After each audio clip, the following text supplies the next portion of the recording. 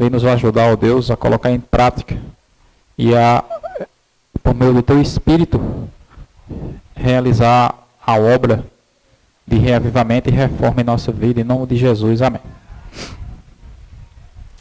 Apocalipse 3,14. Ao anjo da igreja em Laodiceia escreve: essas coisas diz o Amém, testemunha fiel e verdadeira, princípio da criação de Deus. Conheço as tuas obras, que nem és frio nem quente. Quem dera fosses frio ou quente. Assim, porque és morno, nem és quente nem frio, estou a ponto de vomitar-te da minha boca. Pois dizes: estou rico e abastado, e não preciso de coisa alguma. Nem sabes que tu és infeliz, sim, miserável, pobre, cego e nu. Aconselho-te que de mim compres ouro refinado pelo fogo, para te enriqueceres, vestiduras brancas para te vestires, a fim de que não seja manifesta a vergonha da tua nudez, e colírio para ungires os olhos, a fim de que vejas. Eu repreendo e disciplino a quantos amo. Sê, pois, zeloso e arrepende-te. Eis que estou à porta e bato. Se alguém ouvir a minha voz e abrir a porta, entrarei em sua casa. Cearei com ele e ele comigo. Ao vencedor, dar-lhe-ei sentar-se comigo no meu trono, assim como também eu venci, me sentei com meu Pai no seu trono. Quem tem ouvidos, ouça o que o Espírito diz às igrejas. As 7 igrejas do Apocalipse representam 7 eras da igreja cristã ao longo dos anos, né? Desde o ano 34 da nossa era até nossos dias, as igrejas do Apocalipse vêm se sucedendo uma após a outra. A primeira igreja foi a igreja de Éfeso. Ela representou a primeira igreja cristã, que era a igreja que tinha os apóstolos. Entendeu? Era uma igreja, a chamada igreja primitiva, né? E aí veio se seguindo, veio a igreja de Sardes, Tiatira, veio a igreja de Pérgamo, aí veio a igreja de Filadélfia. E a última igreja do Apocalipse é a igreja de Laodiceia. De acordo com essa explicação, de acordo com essa lógica, a igreja de Laodiceia representa quem? A igreja de Laodiceia representa nós que vivemos nesse tempo. Porque a igreja de Laodiceia, no Apocalipse, é um símbolo da última igreja. E é exatamente nós que vivemos nesse tempo. Quando a gente fala a igreja de Deus, se refere à igreja de Deus, Deus, ele não é Deus só da igreja adventista. Deus, ele tem filhos espalhados por tudo que é igreja. Não é assim? Tudo que é igreja, Deus tem filhos espalhados. No entanto, existe um momento, o Apocalipse registra nesse momento, onde Deus ele faz um convite, né? Vai chegar o momento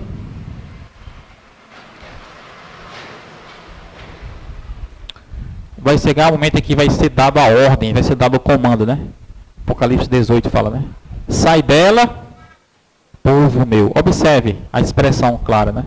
Sai dela, povo meu. Povo de Deus que está espalhado no aglomerado de igreja chamado no Apocalipse de Babilônia. A igreja adventista é a igreja que defende e prega a mensagem da volta de Jesus, do sábado. É o povo de Deus visível para esse tempo, que está pregando a mensagem que Deus mandou, né? E a igreja invisível é a igreja que está espalhada por essas igrejas aí, e que vão ouvir a voz, né? Sai dela, povo meu. Naquele momento, eu acredito pessoalmente que o momento em que vai ser dada essa voz vai ser o momento do decreto dominical, né? Quando o decreto dominical foi instituído no mundo, as pessoas que estão espalhadas por todas essas igrejas, elas vão ouvir a voz. Puxa vida, eu agora estão entendendo o que significa a mensagem da igreja adventista. E elas vão sair desses movimentos. E ao mesmo tempo, grande parte dos adventistas, né, que vivem na igreja aqui, vão sair da igreja, vão abdicar, porque não passavam de adventistas nominais. Essa é uma expressão que aparece muito no Espírito de Profecia. Se você baixar o aplicativo de Ellen White, né, que tem todos os livros de Ellen White, você pode fazer uma busca e você pode colocar essa palavra, adventistas nominais. É uma das palavras que ela mais expressa, mais apresenta nos seus escritos. E se refere aos adventistas que são adventistas só de quê? Só do nome. Entendeu? Adventistas só no nome. Por isso que chama-se adventistas nominais. Para você ser adventista, você precisa ser, Adivan, na essência. Você precisa ser um adventista no caráter. E não adventista só no nome. E é exatamente por isso que a igreja de Deus, no tempo do fim, ela é chamada de igreja morna. Significa uma coisa morna. Coisa que nem é fria, nem é quente. A palavra mornidão, ela também se refere a coisas incompletas. O profeta Oséias, ela fala como o povo de Israel no passado, como sendo um pão que não foi virado. Um pão que não foi virado.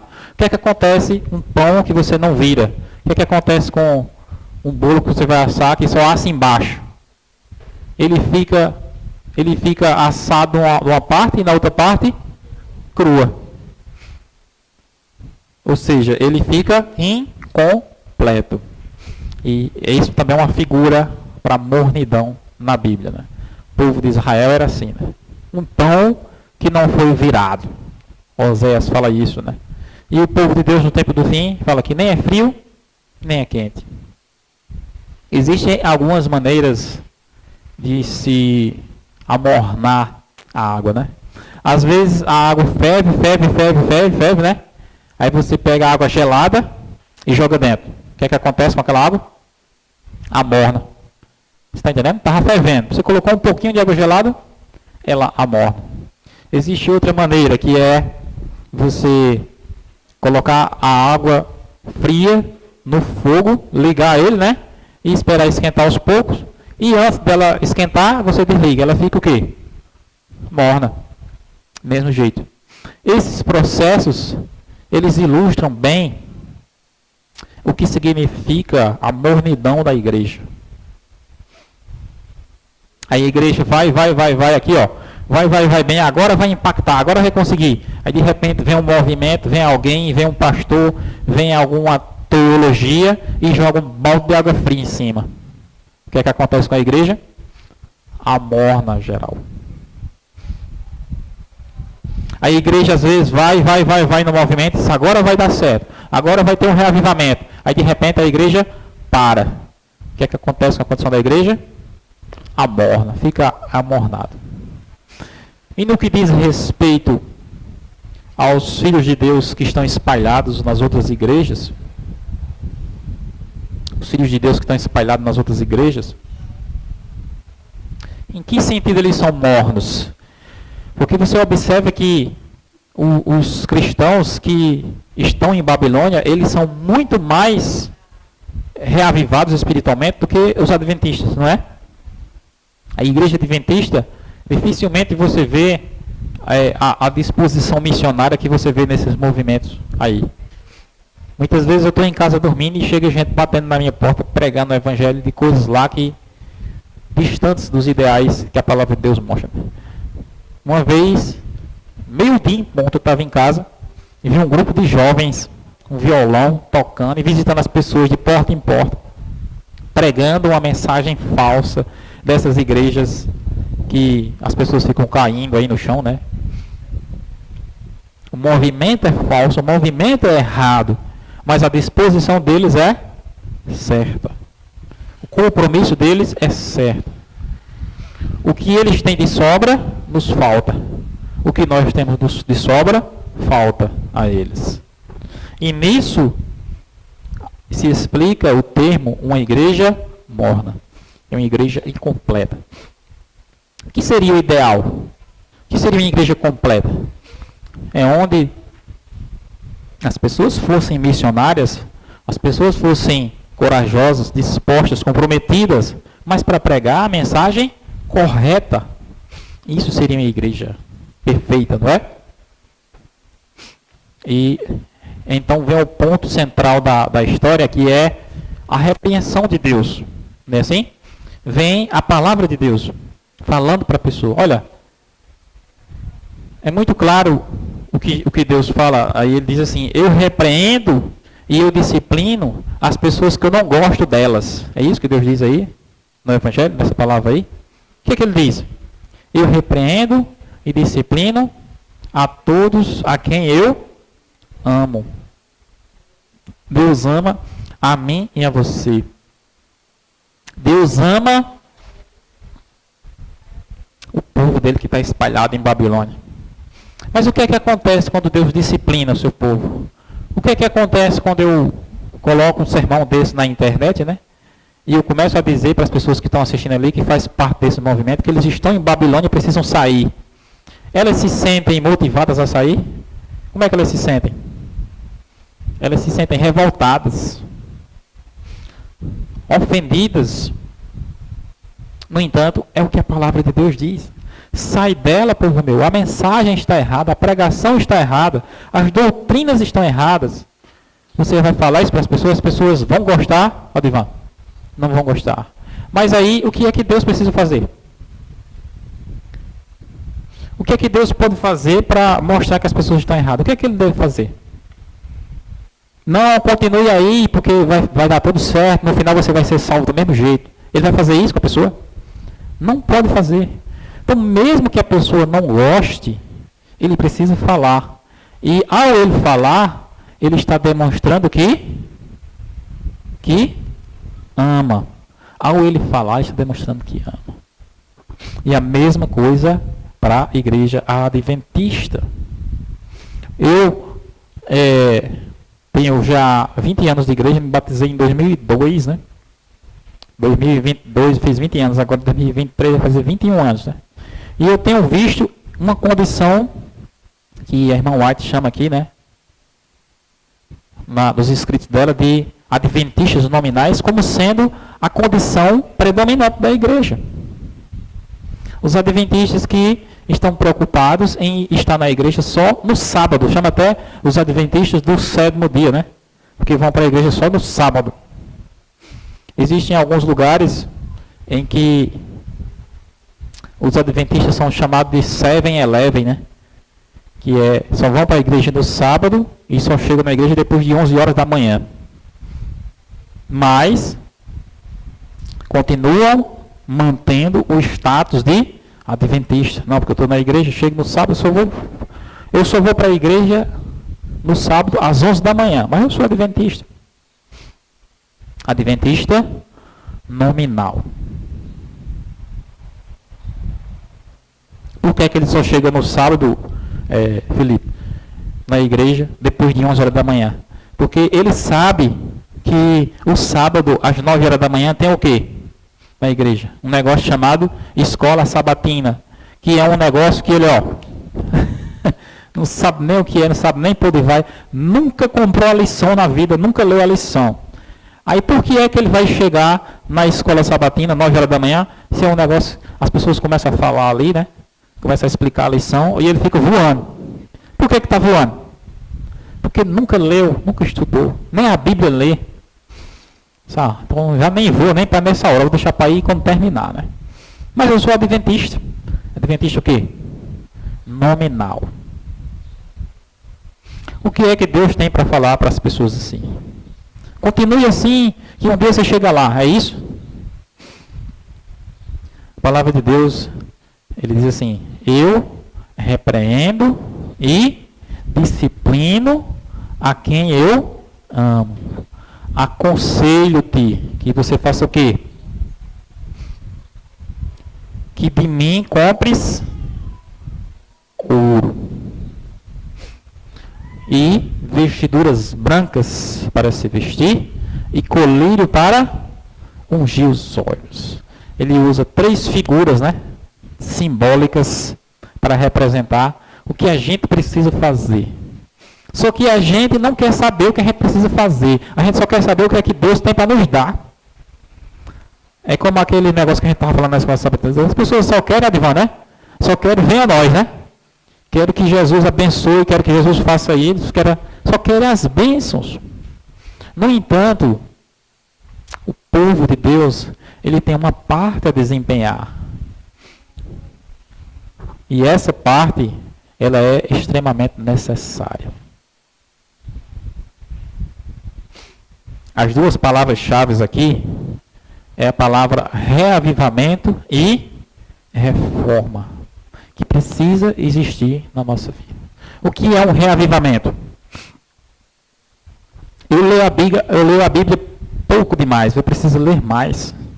Você começar a ler mais a Bíblia, o que é que vai acontecer com você? Um reavivamento. Você está entendendo? Eu nunca na minha vida li o Espírito de Profecia. O que é que eu vou começar a fazer? Ler o Espírito de Profecia. O que é que vai acontecer com a sua vida? Um reavivamento. Agora, quando é que vai acontecer um reavivamento se você nunca fizer isso? Entenda bem. O reavivamento não é algo que Deus faz lá para cá, não. É algo que você começa, entendeu? Mudando a sua atitude. Ora, eu preciso prestar mais atenção à reforma de saúde. Como é que se faz para colocar em prática a reforma de saúde? Tirar alimentos como açúcar da minha alimentação, tirar alimentos como carne. Não tirar de vez, vamos dizer assim, mas começar a tirar aos poucos. Quando você começa a fazer isso, o que é que acontece na sua vida? Um reavivamento e uma reforma. Aí agora vamos voltar novamente para aquilo que a gente estava falando, né? Quem é a pessoa que se sente bem quando começa a ouvir isso? Que você precisa mudar, que você precisa ler a Bíblia, que você precisa estudar o Espírito de Profecia. Quem é que se sente motivado a isso? É tudo que as pessoas não querem ouvir. As pessoas só querem ouvir coisas agradáveis, só querem ouvir dizendo que está tudo bem, que todo mundo é rico, não é assim? Não é o que diz lá na história, né? Rico estou, não é assim? Não preciso de coisa alguma, não é assim? Aí Deus olha para aquelas pessoas e diz o que, Odivan? Você não sabe que é o quê? Você não sabe que é o quê? Miserável, pobre, cego e nu. Você já imaginou uma igreja dessa? Cheia de gente miserável, pobre, cego e nu. Tu entrava numa igreja dessa, Odivan? É assim que Deus define a igreja dele nesse tempo. Aí vai falar para as pessoas se ofendem, as pessoas se irritam. Puxa vida, que tá falando, por que está falando isso? Por que não fala coisas boas? As pessoas gostam de pregadores, né? Que fiquem só acariciando, né? O ego delas. Por que você não estuda a lição direito, rapaz? Estuda a lição todo dia. Quando chegar no sábado, você vai saber qual é o tema da lição e você vai querer estar na escola sabatina para estudar. Se você vai falar, a pessoa vem com 7 pedras na mão contra você. Existe outro caminho? Existe outra forma que se possa falar? O cara vai lá, tem a mulher, né? E fica namorando outra por fora. Existe uma maneira clara da pessoa falar para ele, dizer, ó, vou dizer a você que isso aqui não pode, uma maneira que ele entenda. Ou você tem que ir direto ao assunto. O que João Batista fez com Herodes. Lembra? João Batista enfrentou Herodes, chegou para Herodes e disse, a palavra de Deus diz, Herodes, que não te é lícito possuir a mulher do teu irmão. Isso é adultério. Como foi que a mulher reagiu para João Batista? Prende esse homem. Arranca a cabeça desse homem fora. Né? No entanto, Deus, ele não age. Deus, ele não age baseado nas escolhas das pessoas. Vamos esperar que as pessoas façam isso, façam aquilo. Não. Ele está falando, né? Ele vai agir. Ele diz assim, olha, eu estou repreendendo a igreja, eu estou disciplinando a igreja porque eu amo ela. A igreja não aceita a disciplina, a igreja não aceita a repreensão. O que é que Deus faz? O que é que Deus faz? Está escrito lá? Com a igreja? Ele vai o quê? Aquilo que acontece quando você coloca o dedo na goela. Acontece o quê? Você coloca o dedo na sua goela, faz o quê, Aldo? Vomita. É isso que Deus está dizendo que faz com aqueles que não aceitam a sua o quê? Disciplina. É uma coisa simples, está ao seu alcance, mas você não quer fazer e você não faz. E Deus aguenta até certo ponto. Quando ele não aguenta mais, o que é que ele faz? Abandona. Israel está entregue aos ídolos, deixai-o. Tem a expressão lá em Oséias, né? Eu me lembrei de uma história bem interessante que tem na Bíblia, no livro de Números. Números capítulo 16, quer ver? Abra aí. Números capítulo 16. Números é o terceiro livro da Bíblia, né? Deixa eu ver. Gênesis, Êxodo, Levítico, Números. Ou o terceiro ou o quarto? Acredito que Números é o quarto livro. Fica depois de Levíticos e antes de Deuteronômio. Números 16.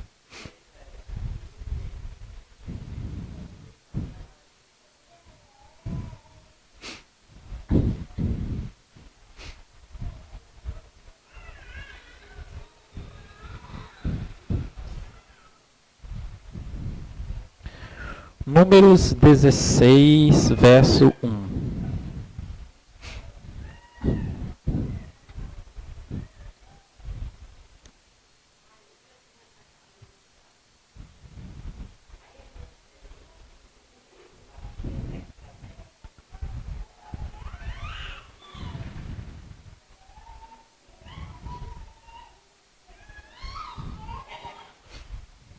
Achou aí, ó?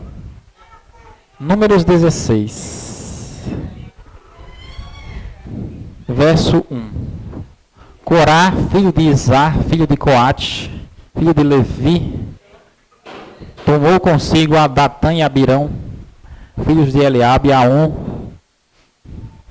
filho de Pelete, filhos de Ruben.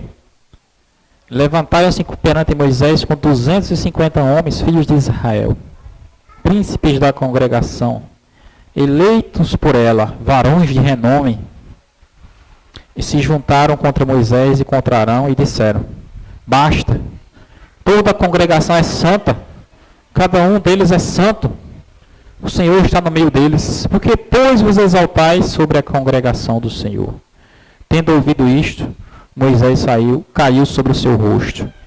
Até aí, observem, encerra aí a leitura, fechou, preste atenção. Onde está o erro? Onde está o problema aí? Aqueles homens chegaram para Moisés e disseram: olha, Moisés, todo o povo aqui é santo, todo mundo aqui é santo, e você está querendo ser mais santo do que todos eles. Onde estava o erro? O que era que Deus tinha dito do povo? O que era que Deus tinha dito do povo? Ele tinha chegado para Moisés assim, ó: Moisés, passa para cá, para esse lado aqui, ó, que eu vou mandar fogo, eu vou queimar todo mundo que nenhum presta aí. Observe. E quem foi que tinha dito isso? Deus mesmo. Deus mesmo, entendeu? Moisés, afasta do meio do povo, porque aí eu vou fazer um povo de ti. Porque esse povo aí mesmo não presta não, só presta para ser destruído. Deus, ele tinha mandado o povo, os espias, né? Tinha mandado os espias observar a terra prometida. Observa lá a terra. Depois de 40 dias, traz o relatório. E eles foram observar, e depois de 40 dias, eles trouxeram o relatório. Qual era o relatório? Não tem como a gente conseguir, a gente não pode, porque a gente não passa de gafanhoto. Você está entendendo? Olha só a visão do povo. Uma visão torta, uma visão distorcida, uma visão medíocre, uma visão pessimista das coisas. sem apresentar nenhuma fé, nenhuma confiança em Deus. O que foi que Deus disse para o povo? Deus chegou para o povo e disse: vocês estão dizendo que não podem, então vai ser exatamente como vocês estão dizendo. Não vão poder mesmo.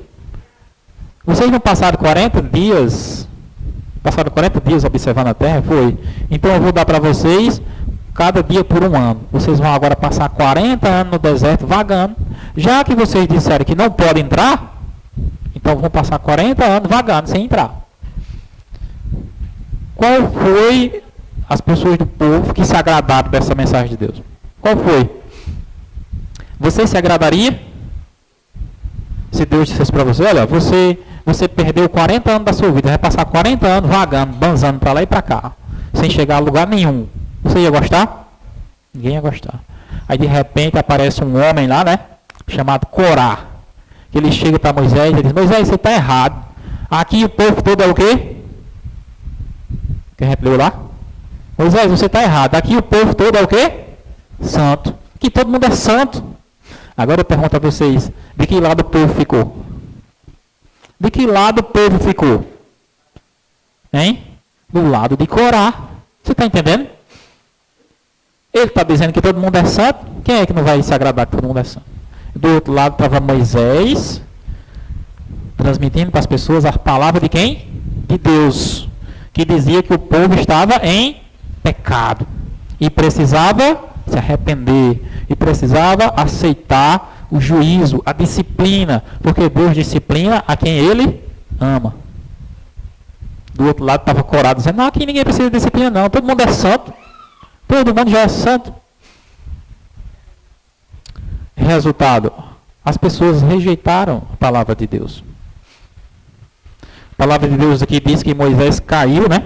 Com o rosto sobre o chão e disse: como é que pode uma rebelião desse tamanho? Meus irmãos, rebelião não foi um caso isolado ali, não. Rebelião continua existindo hoje.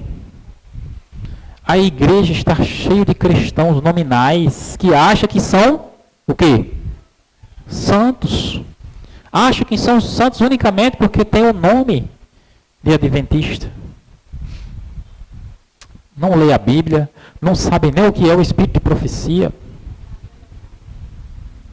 Diante de uma crise como essa que o mundo está passando, você vai ver o que é desespero, as pessoas chegar diante de eventos cada vez mais aterradores acontecendo no mundo, e as pessoas totalmente nas trevas porque nunca leram o espírito de profecia.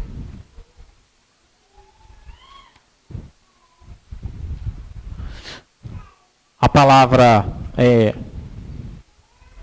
colírio, é assim que diz lá, né? Colírio para ungir os olhos, vestiduras brancas para te vestires, e o que mais? Ouro, não é assim? Ouro para te enriqueceres. É uma palavra, irmãos, que ela faz um chamado a nós, né? Para a gente ir um pouco mais além de onde a gente está. Você precisa ter uma visão mais clara das coisas. Como é que você tem uma visão mais clara das coisas? Quando você coloca esse colírio no seu olho, quando você começa a se aprofundar mais na palavra de Deus, nas coisas de Deus. A pessoa quer enxergar mais, a pessoa quer ver melhor, mas não quer ler a palavra de Deus. É impossível, irmãos. O que significa vestiduras brancas? Significa deixar de confiar em si mesmo e passar a confiar em Deus. Porque as vestiduras brancas na Bíblia representam as vestes de Cristo. Significa você se despir da sua justiça e se vestir com a justiça de Cristo.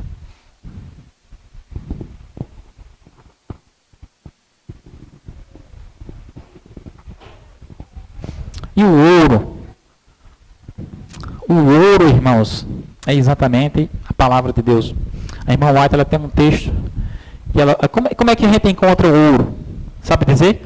Você vai ali na rua, tira um paralelepípedo do meio do calçamento e lá tem uma barra de ouro. É assim? É assim? Como é que se encontra o ouro? Vera, como é que as pessoas encontram ouro? Não é no garimpo? A gente não tem que descer até no fundo da mina, não é assim? E muitas vezes cava e não encontra, não é isso? Mas chega um dia que encontra, e quando encontra, encontrou o quê? O ouro, a riqueza. É exatamente assim, irmãos. É exatamente assim o estudo da Bíblia. As pessoas querem conhecer a Bíblia, mas sem se aprofundar. Elas ficam aprendendo somente a história de Davi e Golias, né? A história de Caim e Abel, o dilúvio, aquelas historiazinhas ali. E acham que aquilo está alimentando elas. A palavra de Deus, ela é como ouro. Você só encontra o que existe de valioso nela se você fizer o quê? Igual o garimpeiro faz para encontrar o ouro. Você tem que escavar. Você está entendendo? Não, eu li a Bíblia todinha e não entendi nada, que você precisa ler de novo. Porque se fosse fácil, todo mundo entenderia da Bíblia. Se achar ouro fosse fácil, todo mundo era rico. Não era? Todo mundo era rico. O processo de encontro do ouro é um processo árduo, é um processo difícil, é um processo repetitivo. Essas são as mesmas palavras que definem o processo do estudo da Bíblia. Mas as pessoas não querem, elas acham que a Bíblia sempre vai ser fácil. Bota aqui um vídeo de um pastor explicando para mim que eu estou entendendo a Bíblia com ele explicando. Nunca você vai descobrir o tesouro da palavra de Deus dessa forma, enquanto você não buscar por você mesmo. E Deus está dizendo a você exatamente isso. Aconselho-te que de mim compres ouro. Não, fulano já comprou, eu vou lá ver o ouro que ele comprou. Não. Está dizendo que você mesmo deve ir. Vestiduras brancas, as vestiduras de Cristo. Pare de confiar em si mesmo. Pare de achar que você pode isso ou pode aquilo. Você não tem capacidade nenhuma nem de obedecer a Deus. Jesus disse assim em João 15, né? Sem mim, nada podeis fazer. Sem mim, nada podeis fazer. As vestiduras de Cristo representam isso. Você se vestir com a justiça de Cristo. Senhor, eu não gosto de ler a Bíblia, eu não tenho facilidade nenhuma para ler a Bíblia, eu não tenho facilidade nenhuma para ler o Espírito de Profecia, que eu acho muito difícil. Me dê essa capacidade, me dê essa vontade, me dê essa disposição. Isso é se vestir com a justiça de Cristo. Senhor, eu não consigo parar de comer esse tipo de coisa, eu não consigo parar de fazer esse tipo de coisa. Quanto mais eu me esforço, mas eu não consigo. Senhor, me habilite, me capacite. Faça aquilo que Paulo disse lá em Gálatas, né? Já não sou eu quem vive, mas Cristo vive em mim. Venha viver em mim. Isso significa se vestir com a justiça de Cristo. E colírio para ungir os olhos, irmãos, é exatamente a visão do Espírito que você vai obter. Eu achei muito interessante essa passagem de Apocalipse falando sobre o conselho para a igreja. A irmã White, ela fala que o estudo do Espírito de Profecia é o que causa esse alvoroço na igreja. Algumas pessoas dizem, eu não quero ouvir isso. Essa mulher é uma doida, eu não quero ouvir falar dessa... Se referindo aos escritos dela, né? Dizendo que a igreja está morna. Dizendo que a igreja está em pecado. Que a igreja precisa ser reavivada. A igreja precisa ser reformada. As pessoas, por sua própria natureza, elas não aceitam esse testemunho. Elas não gostam disso. Quem é que gosta?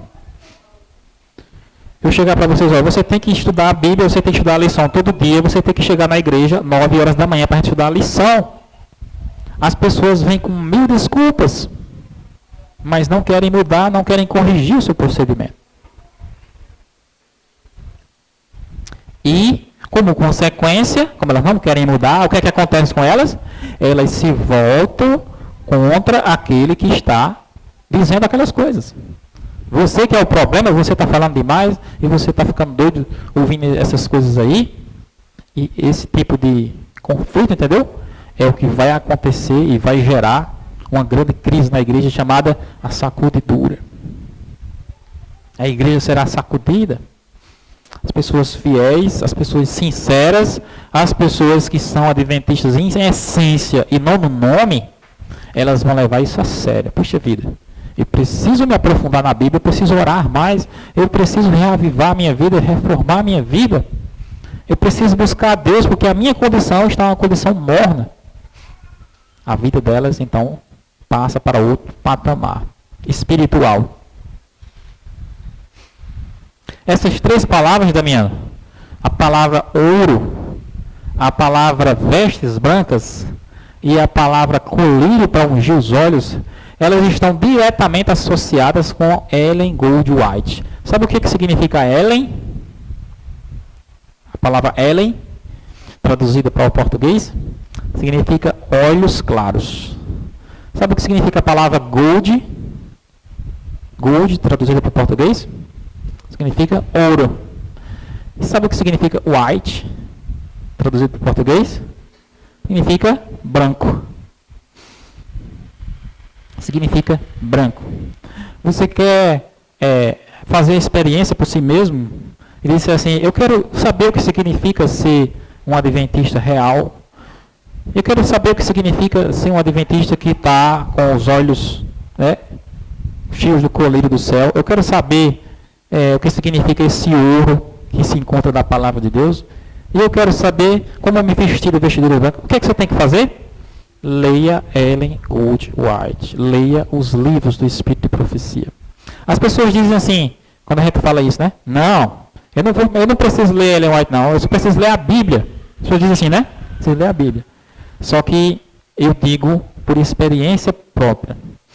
Eu nunca li tanto a Bíblia depois que eu comecei a ler Ellen White.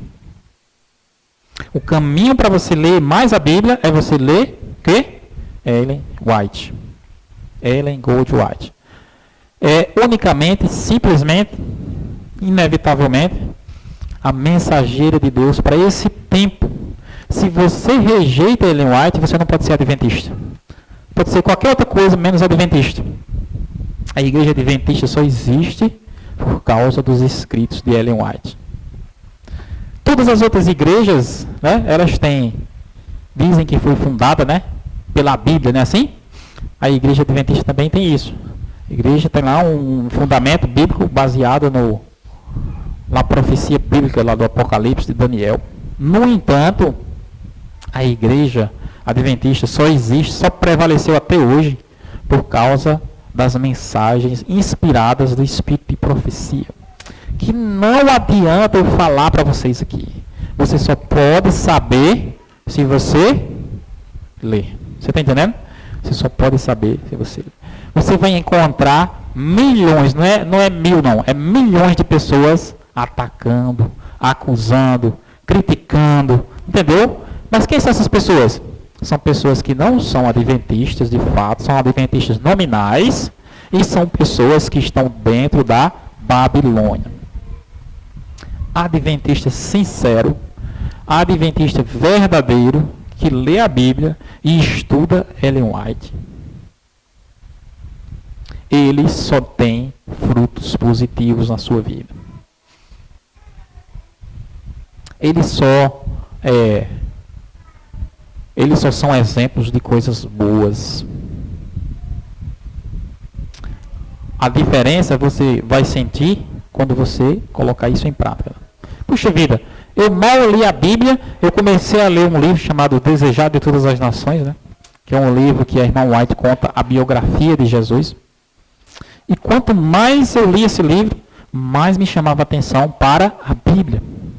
Esse foi exatamente o propósito pelo qual foi escrito o Espírito de Profecia. No entanto, os mensageiros de Deus, assim como Ellen White, eles vão continuar sendo criticados, vão continuar sendo rejeitados, vão continuar sendo mal interpretados, né? Assim como foram quem? Jeremias, Isaías. Vai para a Bíblia, tu vai ver. Quando Jeremias começou a pregar na sua época, todo mundo aceitou? Eles aceitaram tanto, velho, que pegaram Jeremias, amarraram ele com a corda e jogaram ele dentro de um poço. Gostava tanto da pregação de Jeremias que fizeram isso com ele, né? Jogou ele dentro do poço. Se não fosse um enviado de Deus que chegou ali e tirou ele dentro do poço, ele tinha morrido lá. Isaías começou a pregar, As pessoas gostavam tanto da pregação de Isaías, pega esse velho e serra ele no meio. Pegaram e serraram com um serrote assim. Serraram em 2 pedaços, Isaías. Jesus, é claro, no Evangelho, né? Quando você vê uma pessoa sendo elogiada, quando você vê uma pessoa que todo mundo fala bem dela, quando você vê uma pessoa que está no auge aí na mídia, né? Esse é um sinal, essa é uma característica de que essa pessoa é um falso profeta. Está na Bíblia isso. Não é eu que estou inventando. Toda vez que você vê uma pessoa que é rejeitada, que ninguém fala bem dela, que as pessoas só criticam, aí Jesus disse, dê ouvidos, porque isso daí é o profeta verdadeiro. Porque dessa maneira agiram vossos pais com os falsos profetas do passado. Todo profeta verdadeiro, irmãos, ele era tratado de forma negativa. Moisés, Samuel, profeta, como eu falei para vocês aqui, né? Jeremias, Isaías, João Batista, a lista é imensa. Nós estamos vivendo um contrassenso tão grande no mundo religioso que algumas pessoas, elas acham bonito levar o nome de profeta, né? Esse fulano é profeta. Tem essas igrejas populistas aí, essas igrejas barulhentas, em que as pessoas fazem questão de dizer que profetizou algo. Na Bíblia nunca foi assim, sabia? Quando Deus chegava para alguém e dizia assim, estou chamando você para ser meu profeta, o que aquela pessoa fazia? Ah, Senhor, chame outros, menos a mim. Isso aí não dá para mim, não. Porque hoje ser profeta significa status, né? Significa posição, significa fama, mas no tempo bíblico, na Bíblia Sagrada, era exatamente o contrário. Ser profeta significava ser ultrajado, significava ser acusado, significava ser mal interpretado. Deus chegou para Jeremias, Odivão, e disse assim, Jeremias, eu estou fazendo você um muro de bronze. Aí Jeremias, o que significa isso? Significa que as pessoas vão bater em você, mas não vão lhe derrubar. Você vai ser um muro de bronze. Parecia uma coisa boa, né? Mas quem é que quer ser isso? Uma coisa que as pessoas só fazem bater. Quem é que vai se querer ser isso? Jeremias mesmo não gostava. Ele chegou para Deus, Senhor, eu estou fazendo de tudo para não transmitir essas mensagens que o Senhor está me mandando, porque toda vez que eu falo, o povo se revolta. Toda vez que eu vou dizer, o povo fica com raiva de mim. Mas quanto mais eu tento segurar essas palavras, mais exausto eu fico. Porque era algo que ele tinha que falar. Fale a verdade. Diga que esse povo está perdido, que ele precisa me buscar. Não, o povo não gosta de ouvir isso. Ele só quer ouvir coisas agradáveis. Quer que eu diga que todos eles são santos. Não diga isso, porque estão todos perdidos. E tem mais, Jeremias. Eu digo a você que não ore por esse povo, porque eu não vou ouvir a oração que você fizer. Olha só que condição terrível, irmãos.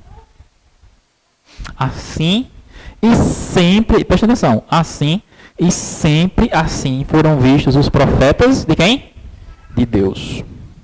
Os profetas falsos, muito pelo contrário, sempre eram o quê? Bem recebidos.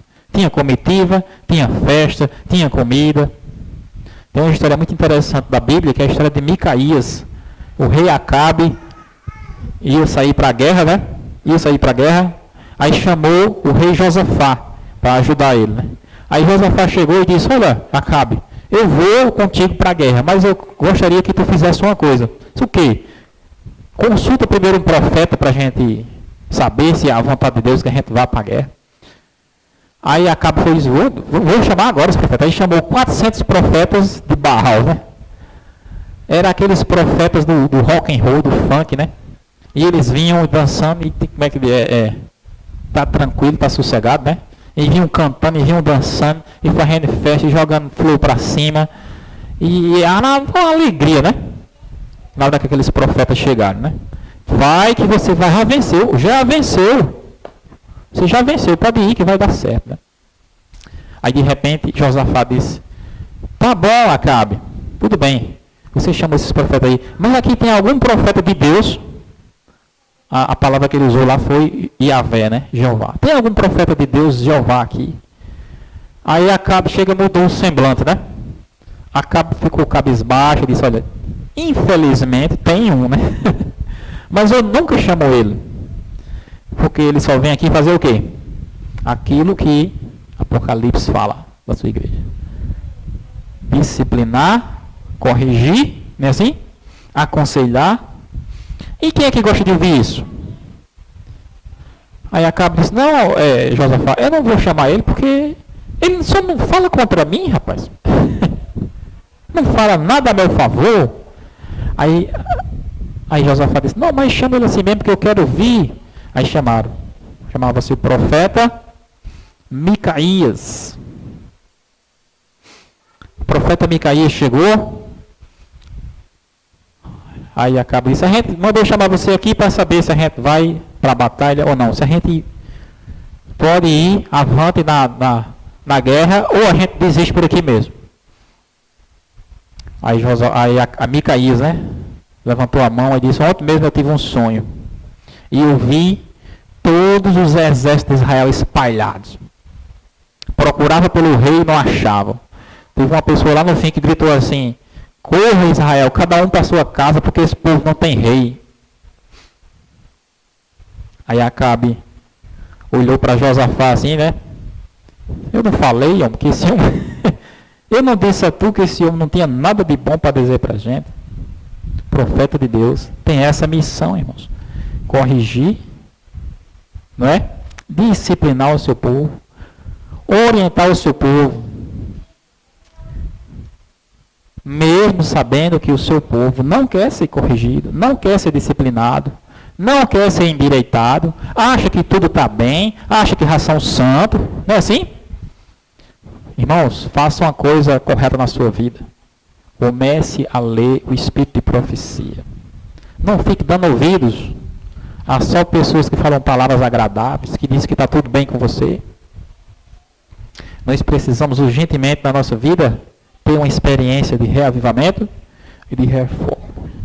E essa experiência, para começar, ela parte de nós. Ela precisa partir de nós. A nossa atitude. Amém? Quero convidar a todos para nós ficarmos de pé e nós orarmos. Pedindo a Deus exatamente esse reavivamento e essa reforma.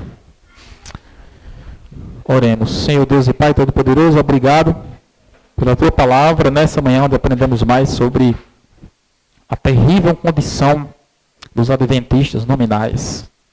Que o Senhor nos ajude para que não venhamos estar entre esses. E se estivermos, venhamos seguir o conselho da testemunha verdadeira, que está escrito lá em Apocalipse 3, verso 14 até o 21.